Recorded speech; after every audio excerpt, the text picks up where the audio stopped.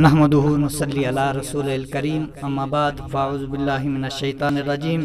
بسم اللہ الرحمن الرحیم لقد من اللہ علی المؤمنین اذ بعث فیہم رسولا ببرکاتہ ان اللہ وملائکتہ یصلون علی النبی یا ایھا الذین آمنوا صلوا علیہ وسلموا تسلیما اللہم صلی علی سیدنا و مولانا محمد وبارک وسلم صلی علیہ۔ اللہ تبارک و تعالی کا ہم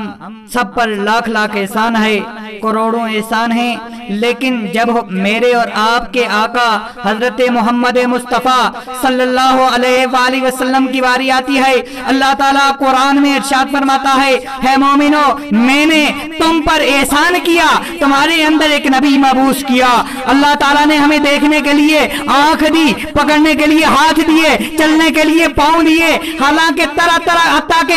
طرح کی نعمتوں سے سرفراز کیا، پر کبھی کسی نعمت پر اس نے احسان نہیں جتلایا۔ جب میرے اور آپ کے آقا حضرت محمد مصطفیٰ صلی اللہ علیہ وآلہ وسلم کی باری آتی ہے، اللہ قرآن میں ارشاد فرماتا ہے مومنو میں نے تم پر احسان کیا، تمہارے اندر ایک نبی مبعوث کر دیا۔ پھر کسی شاعر نے اپنے انداز میں کچھ یوں نقشہ کھینچا ہے، جب ہم ایسی محفلوں میں آتے ہیں جس میں میرے اور آپ کے آقا حضرت محمد مصطفیٰ صلی اللہ علیہ وآلہ وسلم کی بارگاہ میں آتے ہیں تو ملتا کیا ہے اور کرتے کیا ہیں ہم لوگ؟ شاعر کہتا ہے کہ ادب سے بیٹھو خدا گواہ ہے، ادب سے بیٹھو خدا گواہ ہے، وہ آ رہے ہیں، وہ آ رہے ہوں گے، ہوا کی خوشبو یہ بتا رہی ہے، وہ زلف اپنی سجا رہے ہیں، کوئی نہ مانے کوئی نہ مانے یہ اس کی مرضی،